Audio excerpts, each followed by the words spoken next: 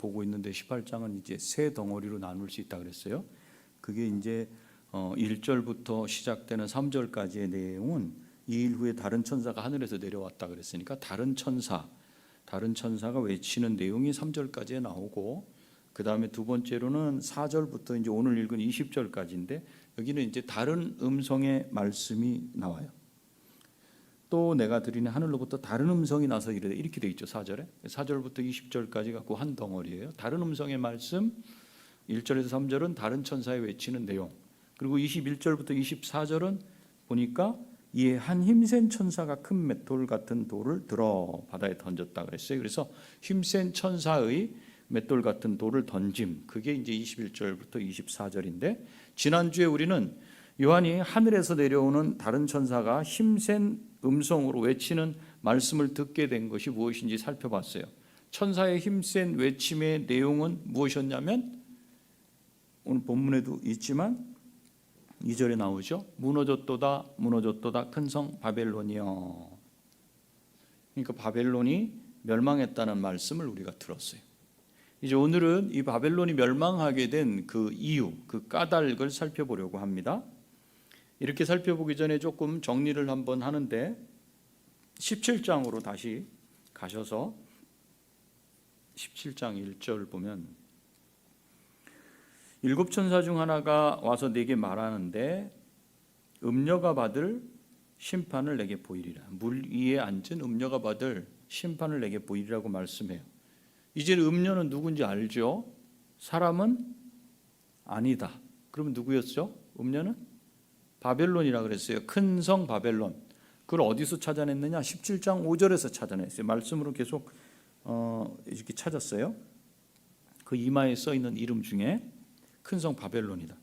그 요한계시록을 기록할 당시에는 이미 나라가 망했어요. 바벨론은 벌써 600년 전에 망한 나라인데, 여기서 이 바벨론이라는 단어를 썼던 것은 어떤 큰 성을 의미하는 것으로 이렇게 사용한 거예요. 그리고 그 큰 성은 바로 당시의 로마였어요.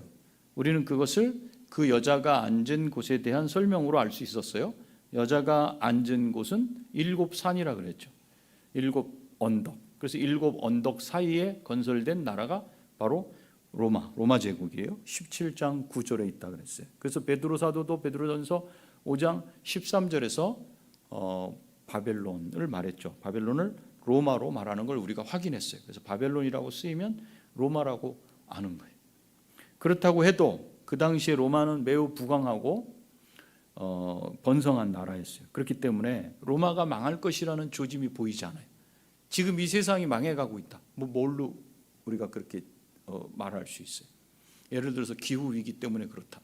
근데 사람들은 거는 데가 있죠. 과학이라는 힘에 의해서 또 대체할 수 있는 그런 어떤 횡성을 찾고 있고, 이런저런 지금까지 그래왔던 것처럼 우리는 얼마든지 더 계속 살아갈 수 있겠다 생각을 하죠.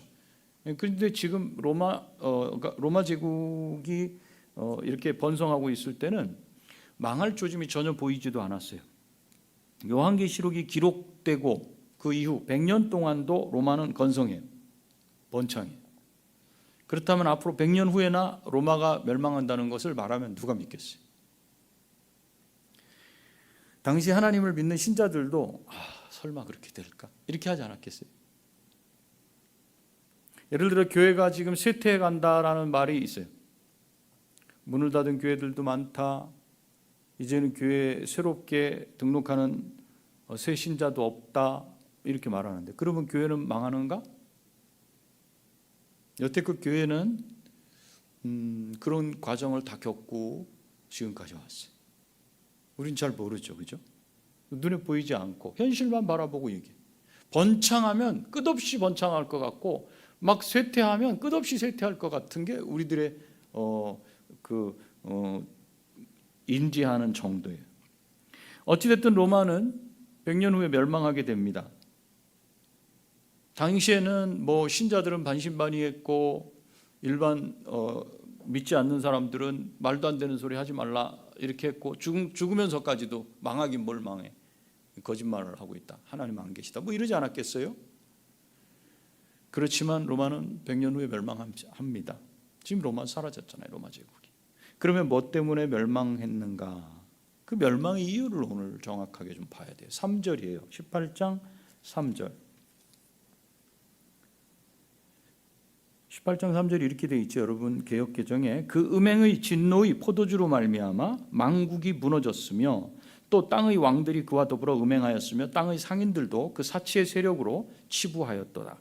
여기 지금 나오는 이 한자어도 있고 또 단어를 이렇게 그 지금 우리말로 번역을 해놓은 게 조금 걸리는 부분들이 있어요. 그게 뭐냐면 그 음행의 진노의 포도주로 말미암아 이렇게 돼 있어요. 음행의 진노의 포도주. 이 부분이 해석을 할 때 이 진노가 하나님이 주신 진노고 음행은 누가 한 음행인가 이게 분명히 구분이 좀 돼야 되는데 여기서는 지금 음행의 진노의 포도주 이렇게 하니까 구분이 좀 어려워서 이게 좀 어려울 수도 있고 뒤쪽에 치부하였도다라는 단어도 한자어를 잘 아시는 분들은 아시겠지만 이 조금 어려울 수 있어요. 그래서 다른 번역본을 제가 읽어드릴게요. 새번역, 표준 새번역에는 어떻게 되냐면 이렇게 돼 있어요. 제일 앞에 이는 이란 말이 들어있어요. 그러니까 원어에는 이 3절에 그냥 그 음행을 이렇게 나가지만 원래 원문에는 그 앞에 왜냐하면이라는 단어가 들어있다는 거예요. 그러니까 위에서 무너졌도다 바벨론이요 그랬는데 3절에서 왜냐하면 이렇게 됐으니까 원어로 읽을 땐 당연히 이게 이유구나 이렇게 알 수 있지만 3절에서는 지금 우리 번역본에서는 그게 없으니까 그냥 찾아내야 되는 거죠. 그죠? 그래서 더 가깝게 번역한 번역본에 보면 이렇게 돼 있어요. 이는 해놓고 여러분 개역 개정을 보면서 제가 새 번역으로 읽으면 그 음행의 진노의 포도주를 어떻게 번역했는지 잘 보세요. 이는 모든 민족이 그 도시의 음행에서 빚어진 분노의 포도주를 마시고 세상의 왕들이 그 도시와 더불어 음행하고 세상의 상인들이 그 도시의 사치바람에 치부하였기 때문이다. 왜냐하면 이렇게 했죠. 이는 그 이유죠. 로마가 멸망한 이유예요. 우리말 성경에서 이 음행의 진노의 포도주라는 말이 이해하는데 조금 어렵다 그랬어요. 그래서 이것을 새 번역에서는 이는 모든 민족이 그 도시 음행에서 빚어진 분노의 포도주를 마시고로 이렇게 번역하면서 이 진노 대신 분노로 이렇게 표현했어요. 이렇게 되니까 조금 이해할 수 있겠죠, 그죠? 근데 이걸 이제 좀 더 분석을 또 계속 해 들어갈 거예요. 일단 그렇게 보시고. 먼저 여기 보면 음행이라는 말이 나오는데 이 그 음행 그러면 그건 무슨 뜻이냐면 그녀의 음행 이 얘기예요. 성경에서는 이 그라고도 쓰고 그녀라고도 써 이렇게 창세기에서도 그렇고 그러니까 그녀 그 같은 의미로 우리가 보자면 그녀의 음행이다. 그녀의 음행이 무엇인지 3절 중간에 보시면 나와 있는데 그게 뭐냐면 땅의 왕들이 그와 더불어 여기서 그가 누구냐면 그녀예요. 그 음녀예요. 땅의 왕들이 그 음녀와 더불어 음행하였으며 이런 말이에요. 이걸 다시 풀어보자면 땅의 왕들이 그 음녀는 누구냐면 바벨론은 누구냐면 로마 제국 그죠? 그러니까 땅의 왕들이 로마와 더불어 음행하였다. 이런 비유적인 표현이에요. 여기까지 이제 해석이 됐죠? 큰 성 바벨론인 로마와 사람이 그러면 어떻게 음행을 하겠습니까? 음행은 어떤 행동인데 어떤 물질적인 비물질적인 것이 어떤 행동을 할 수 있습니까? 여기서 음행이란 말은 부도덕한 행위를 말해요. 이 부도덕한 행위가 무엇인지 3절 앞 그리고 중간에 나오는데 3절 앞부분에서는 망국이 무너졌다. 만국은 모든 민족을 말해요. 모든 민족이 무너졌어요.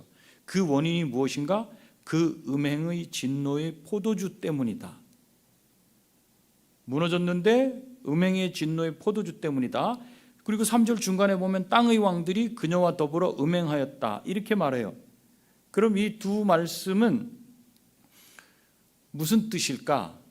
모든 민족, 즉 만국은 그 음행의 진노의 포도주 때문에 무너졌지만 땅의 왕들은 그녀와 음행만 했기 때문에 진노의 포도주를 마시지 않아서 무너지지 않았다는 말인가? 앞부분하고 뒷부분을 서로 연결해 보니까 앞부분은 마셔서 그랬고 뒤에 거는 음행만 했고 그런가 이렇게 볼 수 있지만 이렇게 해석을 하게 되면 성경을 문자적으로 글자적으로만 해석을 하는 거예요. 문자적으로 보이는 대로 그렇게 보지 않고 요 문장 안에 있는 의미를 연결해서 보자면 앞 문장이나 뒤에 문장이나 같은 의미예요. 앞뒤가 서로 보완해 주는 거예요. 음행도 하고 마시기도 했다. 이게 두 개가 다 포함된 거예요. 그래서 이 말씀은 모든 민족과 땅의 왕들이 다 멸망했다. 그 이유는 무엇인가? 그녀와 음행했기 때문이다. 이렇게 되는 거예요. 부도덕한 일을 했기 때문이다. 그 음녀와 음행했다는 것은 이 부도덕한 일을 가리키는 비유적인 표현이라고 그랬어요. 그러면 부도덕한 일을 했다는 비유적 표현인데, 이 부도덕한 일을 표현할 때 3절 앞에서는 음행의 포도주를 마셨다고 말했고, 중간에서는 단순하게 그녀와 더불어 음행했다고 이렇게 표현했어요. 여기서 그녀의 음행의 포도주는 이미 우리가 앞에서 17장 2절에서 땅의 임금들 또 그와 더불어 음행하였고 이렇게 되어 있죠. 18장 3절의 땅의 왕들, 이게 같은 표현이에요. 땅의 임금들도 음행하였다. 여기 3절에 18장 3절에서는 땅의 왕들, 같은 표현이에요. 차이가 없어요. 차이가 있다면 17장 2절에서는 땅에 사는 자들이고 18장 3절에서는 만국이라고 표현했어요. 땅에 사는 이들, 그럼 모든 민족이에요. 만국, 모든 민족이에요. 표현만 달라요. 그런데 우리가 여기서 생각할 것은 그 음행의 포도주라는 표현이에요. 부도덕한 일을 했는데 그것을 음행의 포도주를 마셨다고 이렇게 표현했어요. 그럼 그게 무슨 뜻인가? 17장을 다시 가야 돼요. 17장 4절에 보시면 17장 4절 보시면 그 여자는 자주빛과 붉은빛 옷을 입고 금과 보석과 진주로 꾸미고 손에, 여기서부터 봐야 돼요. 손에 뭘 가지고 있어요? 금잔을 가지고 있어요. 금잔. 그런데 그 금잔 속에 뭐가 있냐면 가증한 물건과 그의 음행이 더러운 것들이 가득하더라. 이렇게 표현되어 있죠. 실제가 아닌 비유적인 표현으로 우리가 이해를 할 수 있어요. 왜냐하면 뭐 금잔을 하나 들고 있는데 그 안에 가득하더라. 음행, 가증한 것들이 가득하고 음행한 것들이 가득하다. 그럼 이 작은 금잔 속에 뭐 아니면 무슨 잔을 뭐 이런 걸 들고 대접을 들고 있든지 대접을 단위라고는 하지 않을 거 아니에요. 그죠? 그러니까 실제가 아닌 비유적인 표현으로 금잔 속에 그런 것들이 다 들어있다. 그러면 금잔에 들어있는 것이 무엇인가?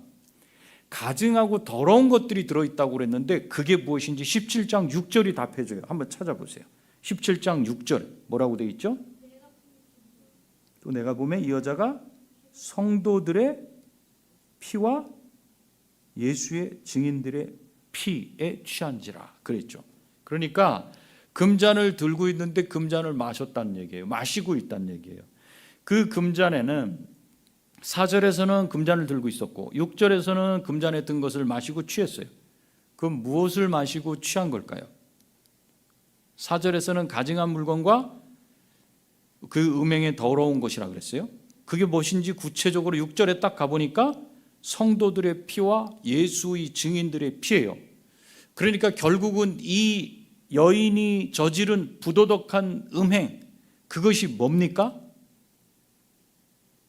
성도들의 피와 예수 그리스도의 증인들의 피를 마신 거예요. 그렇다면 글자 그대로 그 피를 마셨어요?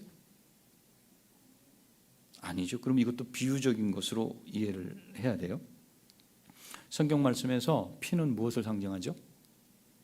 피, 생명입니다. 성경에서. 그러면 피를 마셨다는 것은 무엇을 마셨다는 거예요? 그리스도의 증인된 자들, 성도들의 생명을 마셨다는 거예요. 그게 무슨 뜻이에요? 죽였다는 거예요. 그래서 18장 24절에 보면 18장 24절 보세요. 선지자들과 성도들과 및 땅 위에서 죽임을 당한 모든 자의 피가, 이렇게 하죠. 이 성 중에서 보였느니라. 그러니까 그 성, 큰 성 바벨론, 로마 제국, 그 여자, 음녀가 무엇을 했는가? 선지자들과 성도들과 예수 믿는 사람들을 모두를 죽이는 일을 했다는 거예요. 정리하자면 이 음녀가 행한 일은 무슨 일이냐면 부도덕한 일이었는데 그 부도덕한 일은 무엇이었는가? 성도들을 죽인 일이었어요. 그래서 그렇게 한 일을 어떻게 표현했냐면 가증한 것들과 더러운 것들이라고 표현합니다. 그런데 이 음녀가 성도들의 피를 마시고 취했다면 그냥 찔끔 마시고 취했어요? 취할 때는 찔끔 마시는 게 아니죠. 벌컥이죠. 그래서 17장의 2절, 4절, 6절 우리가 지금 봤지만 그걸 보고 18장 3절을 보면 그 음행의 진노의 포도주로 말미암아라는 말은 더럽고 가증한 부도덕한 일을 찔끔씩 해왔던 게 아니라 그냥 아주 열정적으로 열광적으로 그렇게 행했기 때문에 바벨론이 멸망당한 것임을 알 수 있어요. 이렇게 성도들을 압제하고 죽이는 부도덕한 일을 열정적으로 행하는 것이 결국 바벨론 제국, 로마 제국이 멸망하게 된 결정적인 이유가 되었습니다. 이제 이유를 알겠죠? 왜 이 제국들이 멸망하게 되느냐? 그건 성도들의 피를 흘렸기 때문에 그래요. 이제 3절로 다시 가서 보면 3절 하반절을 보면 땅의 상인들도 그 사치의 세력으로 치부하였도다 이렇게 되어 있죠. 여기 사치의 세력이라는 이 의미는 다른 번역본에 보면 사치하는 능력 이렇게 말했어요. 그녀가 사치하는 능력을 뜻해요. 여기서 치부는 이를 치자, 부유할 부자, 부유한 상태에 이르렀다, 부자가 됐다 이런 뜻이죠. 그래서 쉬운 성경에는 또 세상 장사꾼들도 그녀의 사치에 힘입어 큰 부를 누리는구나. 이것이 바벨론이 멸망하게 되는 또 다른 중요한 이유 중 하나예요. 첫째 이유는 무엇이었냐면 부도덕한 일을 했어요. 슬금슬금도 아니고 아주 열광적으로 열정적으로 그렇게 부도덕한 일을 했어요. 그 부도덕한 일, 그러면 여러분들의 피가 그걸로 인해서 흘려졌다고 생각하면 돼요. 두 번째 이유는 넘치도록 사치를 했다. 사치라는 걸 네이버 사전에서 찾아보면 필요 이상의 돈이나 물건을 쓰거나 분수에 지나친 생활을 함이라고 되어 있어요. 여러분의 삶은 어떻습니까?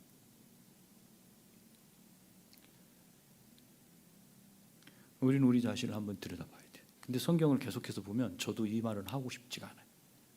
우리는 다 사치에 아주 쩔어 있어요. 깊게. 가난하면 가난한 대로, 부자면 부자대로, 중간이면 중간대로.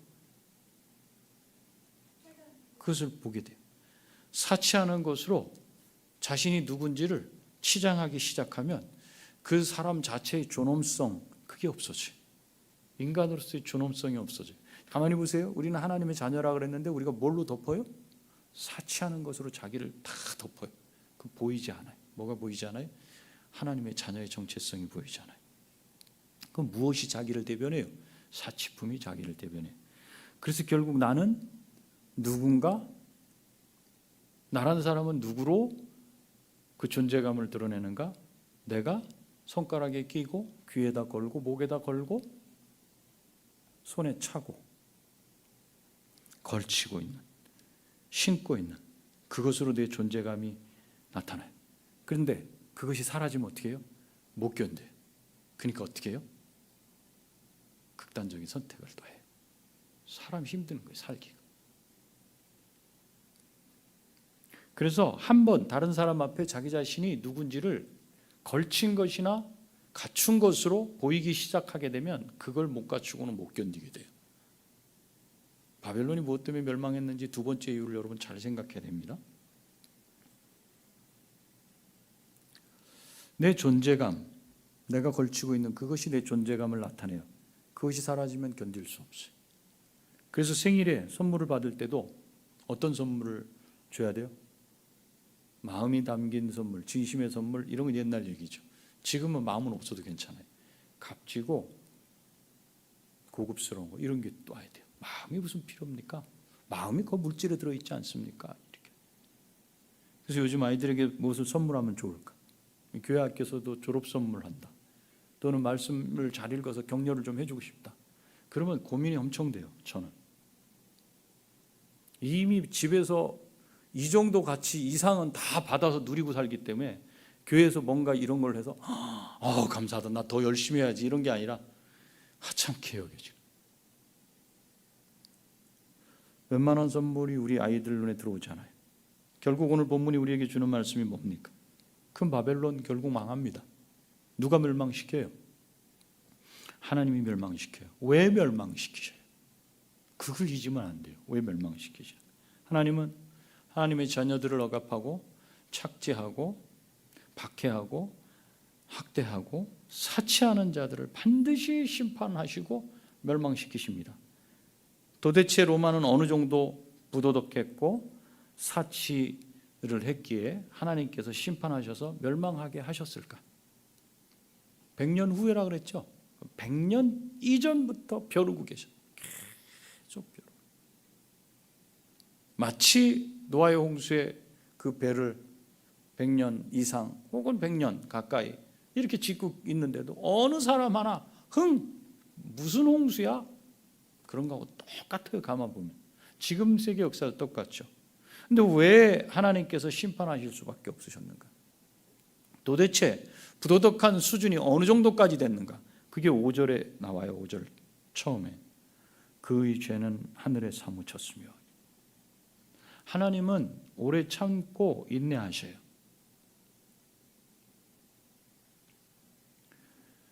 그래서 사람들이 죄를 지어도 단번에 심판하지 않으셔요. 어떤 사람이 그랬대요. 무신론자가 강의를 하면서 엉거슨인가 하는 사람인데, 제가 이름을 정확하게 모르겠는데, 이 사람이 강의하면서 내가 지금부터 딱 5분 동안 내가 하나님을 욕할 텐데 하나님이 나한테 벌을 내리시는지 안 내리시는지 봐라. 벌을 내리신다면 하나님이 살아계신 거고, 안 내리신다면 하나님은 안 계신 거다. 째깍째깍했어요. 사람들은 귀를 탁, 하나님 욕해. 이 사람은 무신론자예요. 하나님을 욕하고 강의 듣는. 근데 5분이 딱 됐어요. 어떻게 될게요?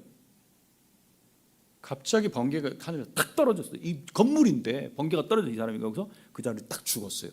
이렇게 됐으면 좋겠죠. 안 죽었어요. 아무 일이 일어나지 않았어요. 그러니까 이 사람이 탁 시계를 딱 닫더니 하나님이 계시냐? 이러고는 끝냈어요. 그런데 저 뒤에 있던 그 이야기를 들은 한 신자가 이렇게 얘기했어요. 5분으로 하나님의 인내를 테스트할 수 있겠느냐? 무슨 뜻인 줄 아세요? 저와 여러분이 하나님 앞에 불성실하고 막 해도 하나님이 벌하셔요? 뭐 번개를 동원하십니까? 홍수를 내리셔요? 하나님의 인내는 오래 참으셔요. 그래서 사람들이 죄를 지어도 단번에 심판하시지 않아요. 그러나 이 악한 것이 쌓이고 쌓이고 또 쌓이면 하나님이 심판하셔요. 노아의 홍수도 마찬가지. 뭐라고 말씀하냐면 사람의 죄악이 세상에 가득함과 그의 마음으로 생각하는 모든 계획이 항상 어려서부터 악할 뿐임을 보시고. 창세기 6장 5절이에요. 로마의 악한 죄악은 하나님께까지 그대로 상달이 된 거예요. 하나님께 알려지기까지 바벨탑을 쌓듯이 싸서 그 꼭대기까지 간 거예요. 하나님은 오래 참으셔요. 왜 그래요? 이유가 회개하고 돌아오기를 기다리시기 때문에 그래요. 시험하면 안 돼요. 그래서 단번에 심판하지 않으셔요. 내가 잘못한다 해도 금방 하나님께서 내게 뭔가를 조치를 취하시지 않아요. 그래서 슬그머니 계시지 않은 게 아닌가 이렇게 하면 안 돼요. 그래서 악한 일을 하는 사람이 오해할 수 있어요. 두 가지 오해를 할 수 있어요. 한 가지는 자기를 벌하시지 않으니까 자기가 행한 일이 이게 뭐 그렇게 악한 건 아닌가 보다. 그래요. 그 다음부터는 점점 강도가 강해져요. 더 세지고. 왜? 전에 했더니 그거 아무것도 아닌 것 같아. 이 사람의 악은 그래요. 죄는 점점 덤탱이처럼 불어나게 돼 있고 강해지게 돼 있고 깊어지게 돼 있어요. 그렇게 생각할 수 있어요.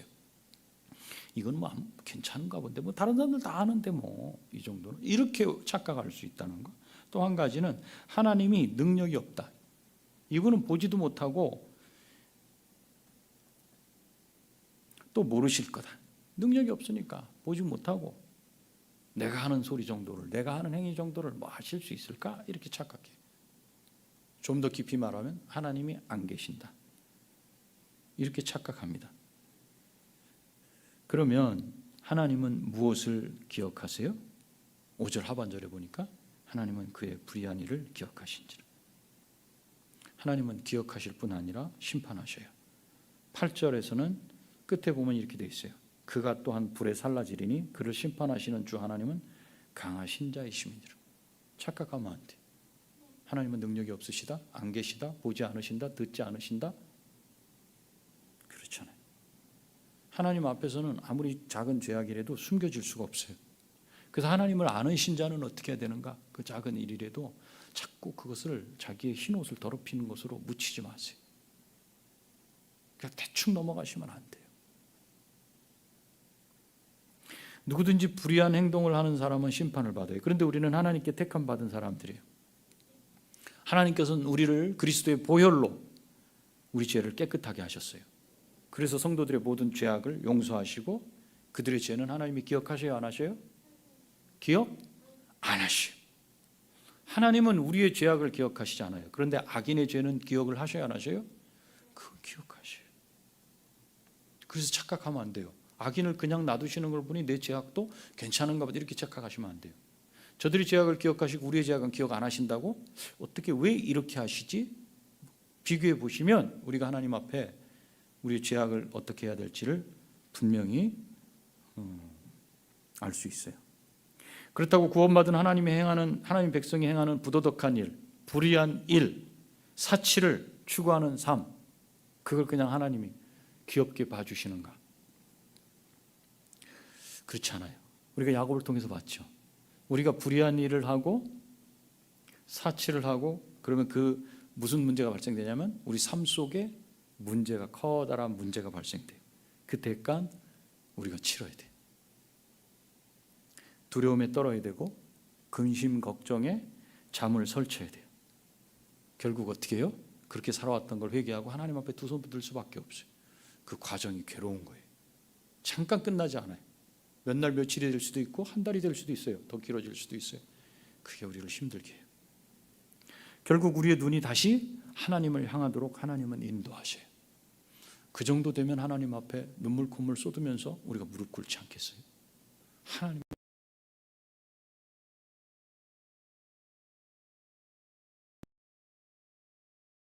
어떻게 우리가 바벨론이 주는 이 달콤한 유혹에 사로잡히지 않을 수 있을까? 근데 우리 스스로에게 적용해 봐야 돼요, 여러분. 사치. 우리도 솔직히 누군가한테 나갈 때 우리 자신을 보이기 위해 뭔가를 하지 않습니까?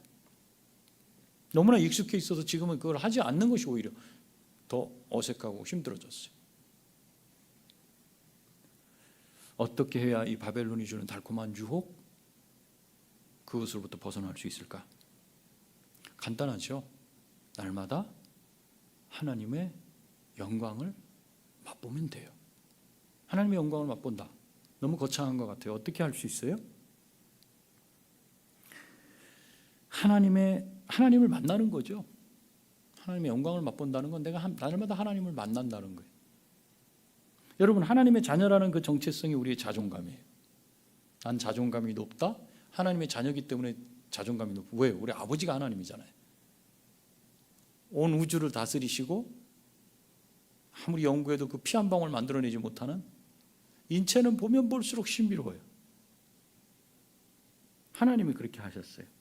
그분이 우리 아버지세요. 그 존재감이 우리의 자존감이에요. 그런데 성도가 바벨론의 유혹에 쏙 빠져들게 되면 뭐가 사라지는지 아세요? 겉을 다른 걸로 치장하잖아요. 이거 뭐가 사라져요? 자존감이 사라져요. 그 뭐가 나와요?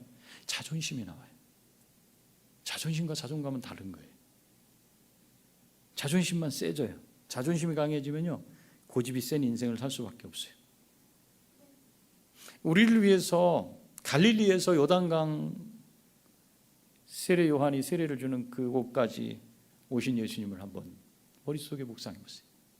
그리고 물로 들어가셔가지고 세례를 받으신 하나님의 아들 예수 그리스도를 기억해 보세요. 그리고 또 그 예수님이 오실 그 길을 미리 닦아놓기 위해서 사람들이 살지 않는 광야, 죽음의 땅이에요. 광야는 어둠의 땅이에요. 그곳에서 메뚜기와 꿀을 먹으면서 외치는 자의 소리, 자기의 정체성은 외치는 자의 소리예요. 그냥 소리로서 살았던 세례 요한을 기억하시기 바랍니다. 영적인 눈이 열리면요, 온갖 사치품으로 치장한 바벨론, 어디에? 이 세상. 그리고 그것을 추구하는 이 세상인 바벨론 속에 썩고 더러운 것들로 가득 찬 그 내면이 보여요. 그래서 바울은 이 세상에 자기가 자랑할 수 있는 바울과 같은 프로필, 이력, 그 화려한 이력, 다들 껍벅 죽는 그런 이력서가 있었지만 그런 걸 다 뭘로 여긴다 그랬어요? 배설물과 같이 여긴다 그랬어요. 하늘의 영광에 비하면 이 땅에서 주는 모든 영광, 이 땅에서 누릴 수 있는 모든 영광은 그저 불에 타 없어질 껍데기에 불과하다는 것을 알았던 거예요. 왜 사도들이 매를 맞고 죽을 고비를 넘기고 십자가에서도 나는 똑바로 매달려 죽을 수 없다, 거꾸로 매달아라, 내가 어떻게 주님같이 똑바로 매달려 죽을 수 있냐, 거꾸로 매달아라, 나그네처럼 그렇게 고난을 받으며 사람 대접 못 받으며 왜 그렇게 살았어요? 하늘의 영광을 맛보았기 때문에 그래요. 그래서 저와 여러분이 추구해야 돼. 매 예배 때마다, 말씀을 볼 때마다 하늘의 영광을 보게 하시고 만나게 해주십시오. 매 예배 때마다 우리는 하나님을 만나는 거예요. 내 마음을 감동을 제발 시켜주십시오. 그러면 내가 하나님을 만났다고 내가 사인해 줄게요. 그게 아니에요. 그 자리는 하나님이 계시는 자리예요. 하나님이 받으시는 자리예요. 그렇기 때문에 내 마음을 그 앞에서 찢어야 되는 거예요. 날마다 말씀 일기를 하면서, 말씀을 보면서 그 앞에서 차분한 시간에 숙제하듯이 빨리 해내려고 이렇게 하지 마세요. 절대로 못 봅니다. 차분히 보시면서 색연필로도 칠해가면서, 저는 종이 성경을 보기를 원해요. 아니면 여러분들 디지털로 본다면 거기다 이렇게 색을 칠하든지 가만히 보세요. 보다가 보면 그냥 거기서 하나님을 만나요. 만나면 그것을 또 일기로 쓰고 그걸 기도 제목으로 갖고 기도를 할 수 있어요. 하나님의 영광을 보게 해주십시오. 간단해요. 이 세상의 유혹, 이 바벨론의 유혹에 들어가지 않는 길은 하나님의 영광을 보면 돼. 그래서 요한이 보았던 해가 힘있게 비치는 어린 양의 그 영광, 요한계시록 1장에서 뒤에서 나는 음성을 들어서 누구시지? 하고 돌아보니까 오른손에 7벌을 붙잡고 촛대 사이로 7촛대 사이로 다 거니시는 이에 그 환한 그 빛을 보지 않았습니까? 그래서 우리가 요한이 보았던 해가 힘있게 비치는 그 어린 양의 영광과 그 앞에 둘러서서 하나님을 찬양하는 어린 양의 신부들, 우리 아니겠어요? 그 신부들의 그 영광을 내가 보게 해주십시오. 그걸 보게 되면 이 땅에 바벨론으로 유혹하는 그 유혹의 세력의 마음을 빼앗기겠어요? 이렇게 하늘의 영광을 봐야 이 세상의 유혹의 마음을 빼앗기지 않을 수 있어요. 저와 여러분이 이런 은혜가 이 시대 가운데서 다들 지금 한쪽으로 다 몰려 있지 않아요? 하나님보다 더 높고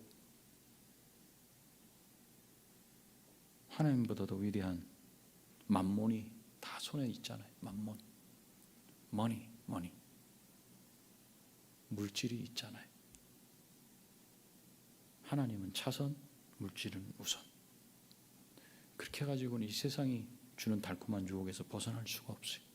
하나님의 영광을 보면 하나님이 주시는, 쏟아부어 주시는 물질을 흘려보내서 사람을 살리는데 우리가 쓸 수 있어요. 영혼을 구원하는데.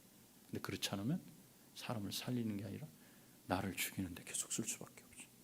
그러면 내면으로 썩습니다.